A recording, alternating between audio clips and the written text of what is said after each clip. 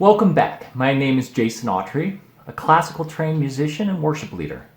I threw these lessons together to help teach some of my own congregation how to play the piano easier and with a more contemporary feel by learning to play the piano like a guitar. So let's dive right into it.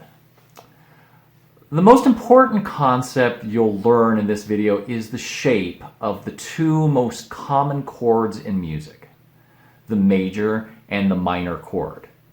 So most guitarists learn 5 different shapes to make the 5 major chords. And then they learn the modifications to make them minor. So the nice thing about the piano is you only need to learn one shape to start. So the hardest part will be learning when you need to use your accidentals, flats, and sharps. So here are the basics of the major and the minor chord. The shape of the chord looks like this: 1, 3, and 5. That's it. Both major and minor chords are nothing more than playing every other note, typically with your thumb, your middle, and your pinky finger. What makes it major or minor are the number of keys, black and white, between each finger. So with a major chord, you have 3 keys, 1, 2, 3, or 3 half steps between the first and the third. And you have only 2 keys, 1, 2, half steps between the third and the fifth. So for the minor chord, it's the exact opposite. So 2 half steps between the first and the third, and 3 half steps between the third and the fifth. 1, 2, 3. So if this is a C major chord, to make it a minor chord, all I have to do is flat the third to change the shape. So when staying on the white notes, you'll see that because of the way the black keys are laid out, certain chords are going to be naturally major or minor. So for instance, the A chord, which starts on your A note, is naturally minor. 1, 2, 1, 2, 3. You can see it has 2 half steps between the first and the third, and 3 between the third and the fifth.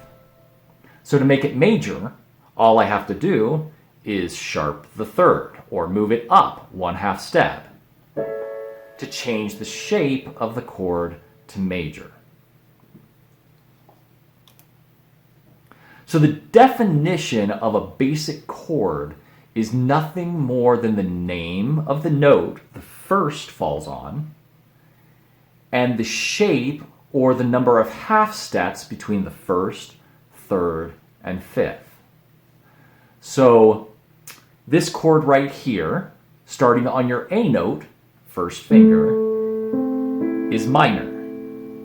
We'll skip the B for now, and we'll cover that in a later lesson. Your C chord, starting on the C note, is major. Your D chord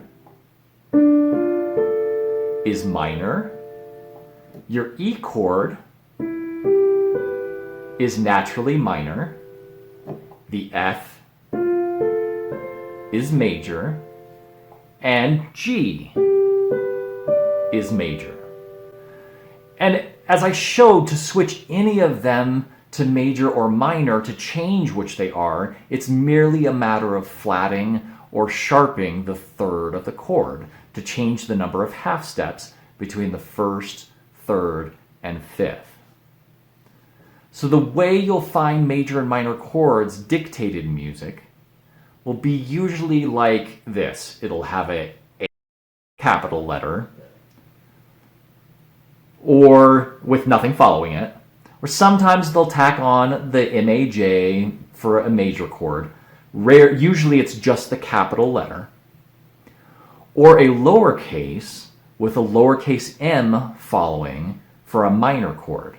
Sometimes they'll type the letter plus MIN but usually it'll be the lowercase letter with a lowercase m following it.